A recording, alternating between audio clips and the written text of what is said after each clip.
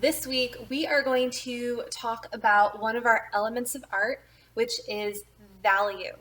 Now, when you're using value in a piece of artwork, you are talking about creating lightness and darkness to help make something look more realistic.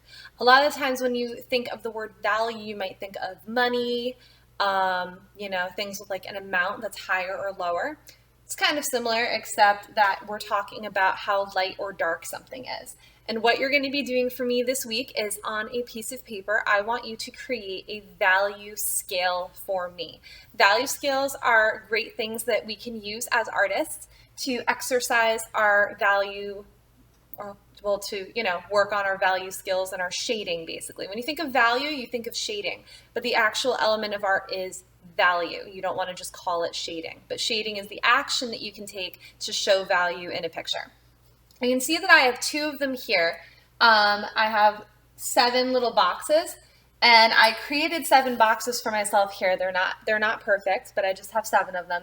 And I made sure to label the bottom of my value scale dark to light, just to help me remember what end is what. And I'm going to fill in each of these boxes to go along with what I have them labeled. Now on this little sheet here, it's kind of hard for you guys to see here, but this one would be considered black, very dark gray, middle gray, light gray, very light gray, and last but not least, white. That is the first thing to remember, is that on the light end of your box, this very last box here is white. And since your paper is white, you literally don't need to do anything with that box. You're not even going to color it, not even a smidge, not even a little touch of color. To make this a little bit easier, I'm going to use a color stick to help me color this in. You need to use something blendable. Now, I'm doing mine on a big piece of paper so you can see it better. But for you, when you create your value scale, I would use crayon. Colored pencil really would be best. You can also use just a regular number 2 pencil. The only thing that I would say you have to be careful with is, especially on the dark end of your value scale, is that the thing about regular pencil is that it can rub off onto you. So you just kind of want to watch your hands and like where you move it around, because you might end up accidentally smudging the pencil around, and you definitely don't want to do that. It can make a really big mess. So using something like a colored pencil is good too. You don't have to do black. I'm going to do that because for the sake of demonstrating. But if you want to try doing a value scale with a color, like I did in the second box here, you can try that as well. It's going to be the darkest in this box, and it gradually gets lighter and lighter and lighter. And the way that I achieve that is by how hard I'm pressing on whatever it is that I'm using to color. You don't want to press so hard that you end up breaking it. For example, if you're using a colored pencil, you don't want to press so hard on your colored pencil that you just keep snapping it and you have to keep sharpening it. You want to press hard enough that you're creating that dark value, but you're not, full on putting like Hulk force into it. You're not smashing your pencils. So for my darkest box, I'm going to start coloring. I'm really not pressing that hard. Like I said, I'm using color sticks for this because I also kind of just want to see how it works. But the thing about colored pencils that's great too, and regular pencil, and even crayon, is that you can kind of build up the layers as you go. I'm not going to color this box and automatically be done with it. Honestly, I'm probably going to end up going back over it a whole bunch of times to make it my darkest box. And I don't want you to worry about the direction that you're coloring the box. I know usually I tell you guys to color in one direction. All right, you're just trying to achieve the darkest value possible here. So instead of pressing so hard that I end up breaking my color stick, I'm going to keep going over it until I have made it as dark as humanly possible. Now on the flip side, if I were to go to the light side of my value scale, this one is going to stay white.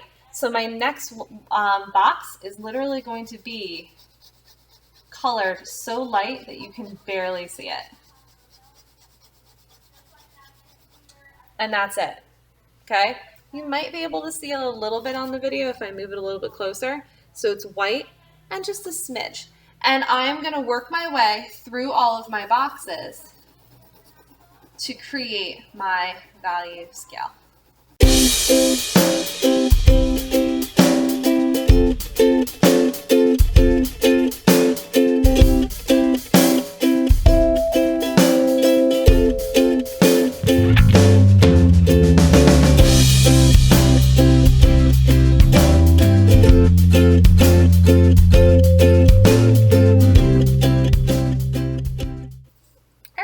looking pretty good. So as you could see, when I was coloring my value scale, I did have to go back to my darkest box to really make it as dark as possible, because these three boxes were kind of starting to look like they were the same. So you want to make sure that when you look at them, you can see a noticeable difference as they get lighter and lighter and lighter. This guy, we barely touched the paper, easy peasy, and then it just gradually gets a little bit darker and darker and darker until you have your darkest possible box.